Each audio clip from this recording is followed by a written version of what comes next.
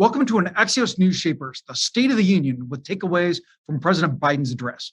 I'm Mike Allen, co-founder of Axios, coming to you from Axios HQ in Arlington, Virginia. Welcome to our audiences on Facebook, YouTube, Twitter, LinkedIn, and Axios.com. We'd love for you to join the conversation on Twitter at Axios, #Axios Events. Over the next 30 minutes, I'll be joined by my colleague, Axios Managing Editor, Margaret Talev. Our first guest is the Secretary of Labor, Marty Walsh, former mayor of Boston, joining us from Washington. Mr. Secretary, welcome to Axios. Thank you for having me today. So you were in the chamber for the President's State of the Union address. What was that like for the man from Dorchester?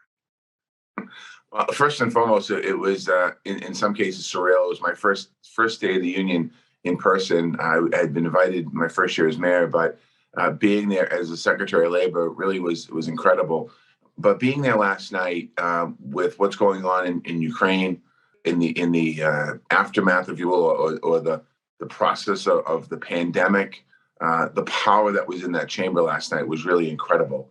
And when the president came in and you looked around and you saw members of Congress on both sides of the aisle wearing either the Ukrainian flag or colors, it was really something. And when the president began his speech and recognizing the people of Ukraine for their tenacity, their toughness, and recognizing the ambassador to the United States from Ukraine, it was a really powerful moment. And you think about all of this. I thought about all of the State of the Unions that were given in that very chamber, and understanding how many were in very tense times like last night. It really was amazing. And I just I took it in for a little bit, and then I, obviously heard and listened to what the president had to say, and thinking about the impacts of that around the world. Well, thank you for that sense of the moment, and now a flashback to that youth in Dorchester, a field trip. So, Mr. Secretary, you're off today to North Carolina with Vice President Harris. You're going to be at a community college. Last night, the president, quoting the First Lady, Jill Biden, who of course teaches full-time, said community colleges are America's best kept secret. What's going to be your message in North Carolina today? Well, I think when we do a tour today with the vice president and we get a chance to talk to students, and we get a chance to talk to faculty, letting them know that they are the ones who are going to educate and be educated and be the leaders in the country in the future. And as I've gone to cities and states around America as Secretary of Labor, I've seen so many amazing things at community colleges that really people don't see every day. We talked about the big name colleges, and they're great too. But our community colleges can really help us get America back to work. The president talked last night about creating 6.5 million jobs in 1 year, which is an incredible number. But as we think about moving forward, we talked a lot last year about the Great Resignation. We talked a lot about people looking for worker power and getting better jobs. They do that through community college in large ways. And so we're excited. I'm excited about being with the vice president today. I'm excited about seeing young people and older people. Community college isn't just for young people, it's for everyone. And getting a chance to go there today and see the training that's going on there, the education that's going on there, and really, just having an administration in Washington, a president and a vice president, that the day after the State of the Union, the first visit by the Vice President of the United States of America to a community college, that's putting a big stake in the ground, saying that we are really committed to doubling down our efforts to making sure that not only community colleges are successful, but people have real opportunities and options in their country to better themselves. Mr. Secretary, I've covered you back to the Boston days, and you're not a big grandstander, right? You're a Paul. You have relationships across the aisle. As mayor, you worked with business. Not a lot is bipartisan these days. How optimistic are you that community colleges could fit in that bucket? I'm very optimistic about community colleges. I do worry about the partisanship. I worry about us not getting together. Last night in the speech, there are certain times the president spoke, people were sitting on their hands. And I think that, when you talk about the State of the Union, you talk about the President of the United States of America, we need to move forward as a country. When you look at those spaces where you find common ground agreement, the president founded an infrastructure. He spoke about it last night. He founded it in 70 pieces of legislation across the country. You find it in community colleges in a big way. It's not a Republican institution. It's not a Democratic institution. It's an educational institution. It's an opportunity for workforce development. It's an opportunity to give people skills. It's an opportunity to help people better their lives and their standings and where they are and get better jobs. So I'm really optimistic about what we can do with community colleges in the United States. A sign of our times, square on your agenda is the future of work, something that your predecessors had to think less about. Last night, the president, as part of his back to normal message, said it's time for Americans to get back to work, fill our great downtowns again. You've been thinking a lot about this. What's the biggest pain point, the biggest hurdle to all of us being back downtown? Well, the president talked about it last night. It's the pandemic and it's the fear of another variant. We've gone through now several variants here in the United States, and the president spoke last night that 75% of the country is vaccinated. We've lived with masks. We've lived for a short period of time without masks. But it is time to get people back to work. It is time to get America moving again. I think the future of work is gonna look a little different. I think in the beginning of the pandemic, a lot of people spoke about telework. It's more than telework. It's about flexible hours. It's about better pay. It's about better benefits. It's about treating workers with more respect. It's about creating opportunities. In some cases, about collective bargaining. And I think that we need to continue. And I think the future of work. I think of workers, but I also think of companies. I think of businesses. I think of main streets. I think mom and pop stores on main streets all across this country. In Boston, when I was the mayor, the small businesses were our bread and butter. And I think about how do we give them the assistance they need to get people back to work? How do we keep people safe? How do we keep people healthy? And I think that that's really what we're going to be focusing on. One of the things that the Department of Labor over the course of the next several months here in the United States of America. What do you want companies to do more of that they're not? Or what is your message? What's your tough love, your hard message to companies? I don't think they necessarily need hard messages. I think that they, obviously treat employees well and where we can pay people more, we should do that. But also let me know and let us know where the pain points are. I think that, it can't all be a top-down approach where we're telling businesses what to do all the time. And I think that I spend a good amount of time talking to the U.S. Chamber of Commerce and businesses. When I go to states and cities, I talk to businesses, big and small. I ask them, what they need, what they're seeing. They're on the ground. I speak to organizations and worker organization and worker rights groups. I visit unions. I talk to them all. And, I truly, I'm a believer in collaboration. And I think that we need to continue to collectively work together moving forward. But what do companies tell you is, I should ask this way. There are still a lot of skeptics about coming back to work. What would you say to those skeptics? Well, I've talked to a lot of CEOs and companies, and some have told me that the hybrid model that they've incorporated in their businesses, it's working 2 and 3 days in the office, some working at home. Some businesses want to have their employees in all the time, and I understand that as well. And I think that no two businesses are necessarily the same. But again, I think it's incumbent upon myself and this administration, Secretary Raimondo at Commerce, and Secretary Cardona at Education, to make sure that we have these open dialogues and conversations. I mean, listen, I don't have the answer to what's the best way of doing this, but I certainly have. My mind has shifted a lot since the beginning days of the pandemic, and I think that as we get through as we get through the spring and the summer here in the United States, as we move forward here and around the globe, we should be looking at best practices on what's working, what's allowing workers to be able to have a work-life balance and be very productive, but also allow companies to be successful. As part of the unity agenda in President Biden's speech, he talked about getting all Americans the mental health services they need. He says more people they can turn to help full parity between physical and mental health care. Mr. Secretary, this issue is very personal for you.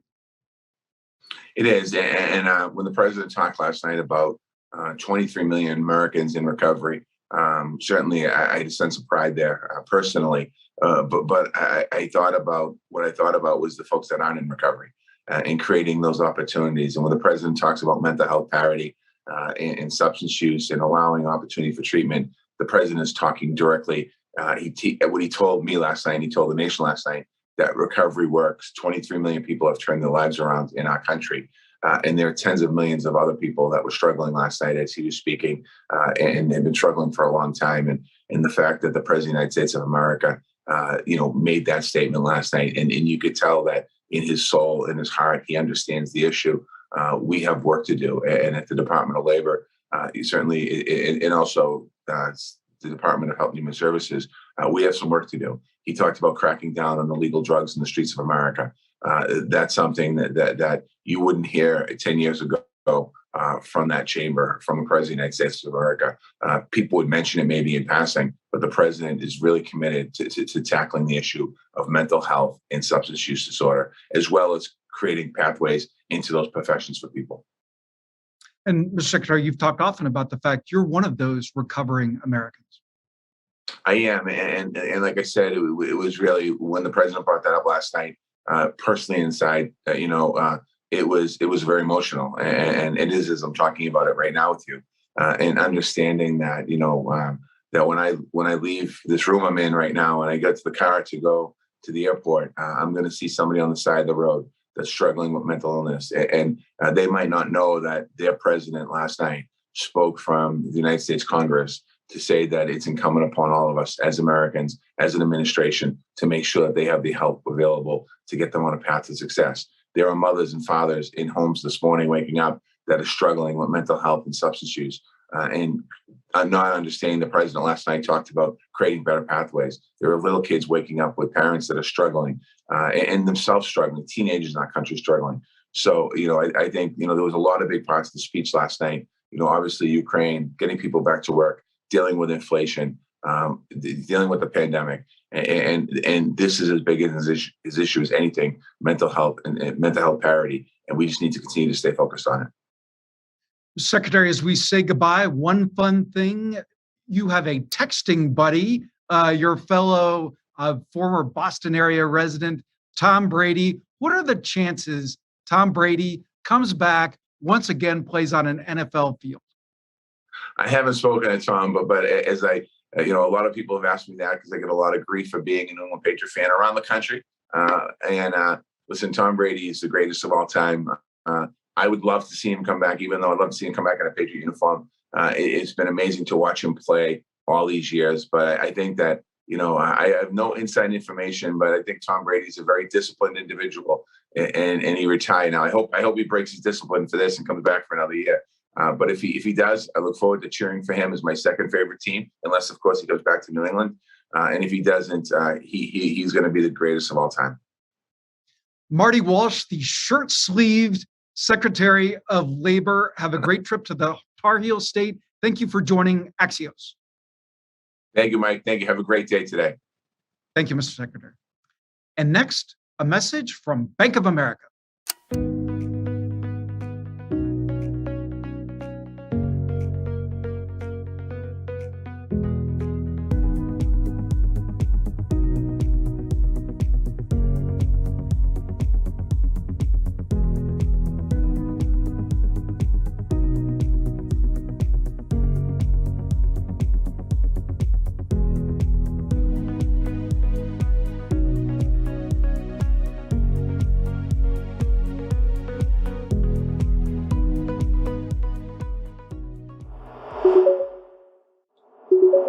I'm Margaret Talev, Axios' managing editor for politics.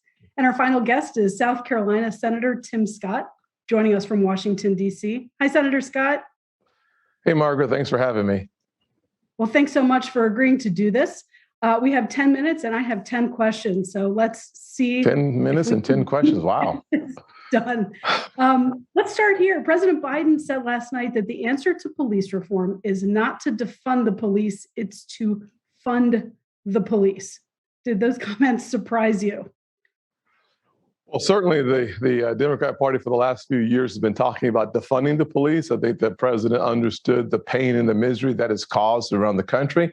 And so he decided to join those of us on the right who believe that funding the police is the right approach. And I am thankful that I look forward to introducing legislation very quickly to refund the police after so many efforts have failed to defund the police. But we've seen the consequence of such a campaign that demonizes police police officers and takes away resources. We've seen the greatest spike in crime that we've seen in the 50 years, and frankly, since 2019, a 45% almost increase in homicides. So I'm glad to hear this new direction, and I hope that those folks that were negotiating with me on police reform come back to the table that I actually never left. Do you think it actually gives a path for a bipartisan reform this year? And do you think that Biden is actually separating himself from the progressive wing of the party, or do you think he's kind of trying to do both at the same time? Well, Margaret, I think you asked a very important question. It appears to me that the president is saying to the progressive wing of the party that they have lost their minds, and I'm glad that he's doing so. I also think that he's saying to the American people that he understands that crime is one of the top 3 issues that everyday people across this country are facing too often. And he wants to be a part of the solution, at least as an issue. I hope he's a part of the solution when it comes to actually providing a legislative vehicle that actually gets passed, because he named some things that I've been working on and supporting for the last 2 years, like providing more training for our officers on de-escalation and the duty to intervene. My legislation that I've had sitting at the table actually does ban the chokehold, except for the life of the officer. We take a strong stance on no-knock warrants. We provide lots of resources for the PTSD that too many officers are facing and struggling with after 20 years on the job. We provide for mental health options and co-responders, given the fact that so often our officers are facing things that may not be criminal, but a mental health episode. So I want to make sure that our communities are safer. And if, in fact, he meant what he said, I hope that the negotiators come back to the table. Let's get this done. We were 70% there already. We can finish this year. Thank you. I want to ask you about Yes, Russia, energy, inflation, but I would be crazy if I didn't first do the Donald Trump segment of this interview. The former president is thinking about you as a running mate. You left the door open last week when you said everyone wants to be on President Trump's bandwagon. But Senator, you're known for being more plain spoken than many politicians. So we were hoping you would just give it to us straight. Would you join a ticket with Donald Trump if he asked? Well, let me just give it to you straight, Margaret. I am running for re-election, and I'm not answering questions about running for president or vice president or anything else. The bottom line is when you have a football game coming next Friday night, you try to win that game first before thinking about any other decision. And what I said during that previous interview that raised some of the questions was pretty simple. I'm not looking on being on any ticket, save this ticket that says to the people of South Carolina, I want to run. I want to win. And I need your vote for that race. Nothing else matters. It doesn't matter to you in this moment. And that makes sense to me. Have you and President Trump, former President Trump, ever discussed that possibility? Not at all. Okay, thanks. Yes, ma'am. At the start of the invasion of Ukraine, Trump called Putin smart for declaring those 2 territories in eastern Ukraine to be independent. He said it was a genius move. He said the U.S. could use that approach to strengthening its own position on the U.S. border. Do you agree with those comments?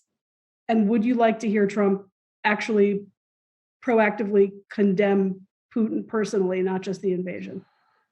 Well, Margaret, I did read the transcript of President Trump's comments, and the thing that is missing in the reflection that we're having right now is he said if he were still president, this would not be happening under his watch. In other words, I think what's really important in this discussion is to recognize that this happened in 2014 under President Obama, and it's happening now under President Biden. What this reflects and reinforces is the importance of strong American leadership on a global stage. When we do not present ourselves strong, those leaders who want to present themselves as even stronger do so when we apparently have weaker leadership on the issues facing our nation and our country. And we saw this again as it relates to Afghanistan. The same thing happened again with a weak presence in our Oval Office. We get the strangest responses from dictators around the world. We can stop that by being strong in our positions. Okay. And to clarify, do you, in light of the last week's worth of conflict, think that Putin's move was a genius move? Well, there's no doubt that Putin is a dictator, He seems to be bloodthirsty, and he is being isolated on the world stage. That's a very good thing. There's nothing smart about invading countries. Every single American should stand on the side of the freedom-loving, liberty-defending Ukrainians. It is part and parcel for who we are and what we believe, and that should be as clear as a bell. Thank you. Senator, energy prices are going to go up because of Putin's invasion. Is the Biden administration doing enough? And if there was one step that Congress or the White House could take to offset the hit of increased energy costs to Americans, what should it be? Margaret, let us not forget that energy prices are up about 70% at the gas pumps already before this Russia invasion of Ukraine.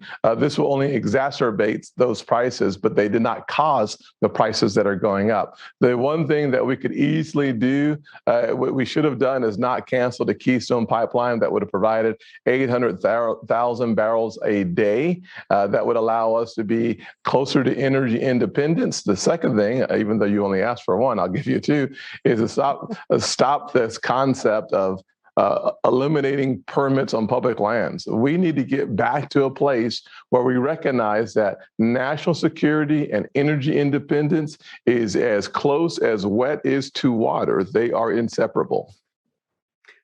Senator Scott, thank you. Ukraine's President Zelensky has asked for a no-fly zone. The White House and most of Congress have said that's a non-starter. But do you believe a no-fly zone should still stay on the table, even if it's unlikely?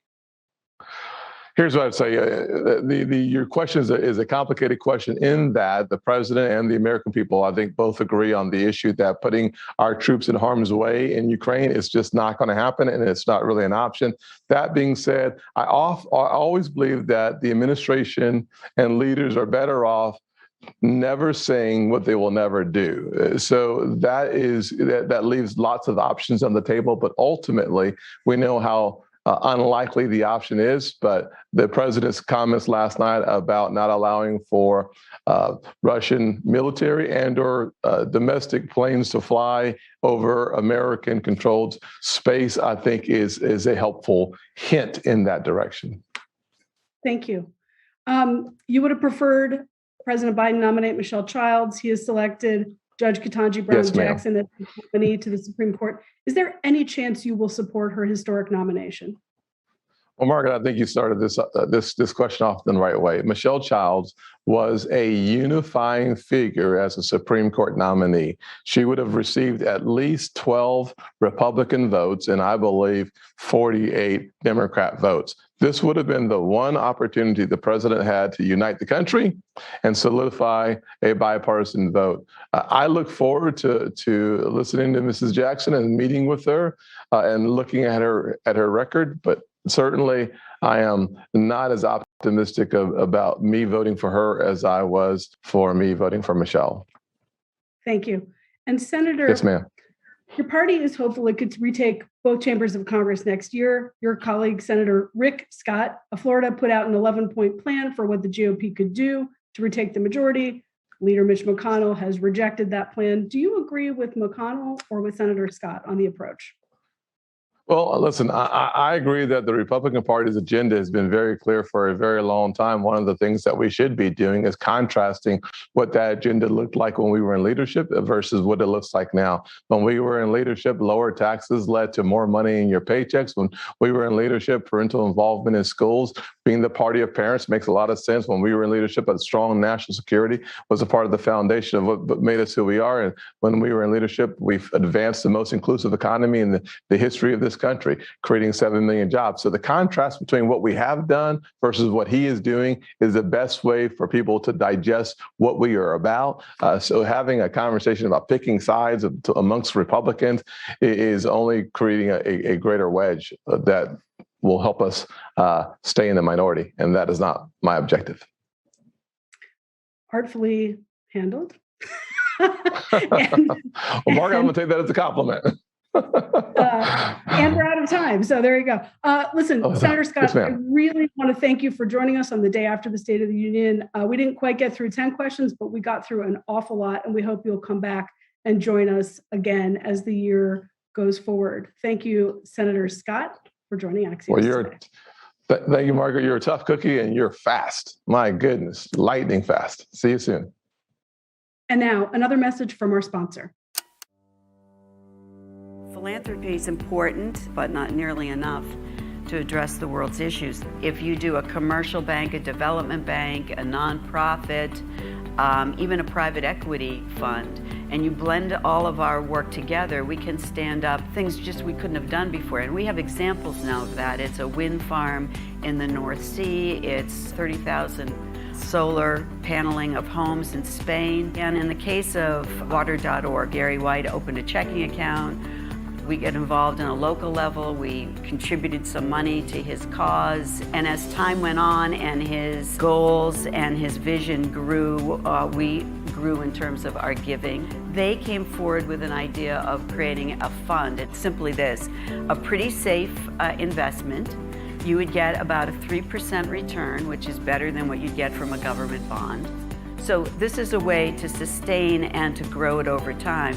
$50 million is a lot better than, $500,000 at a time.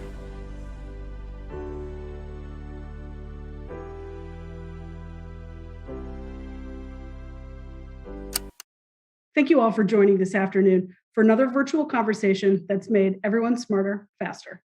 For more information or to sign up for our AM, PM, or sneak peek newsletters, please visit axios.com/newsletters or go to the Axios app.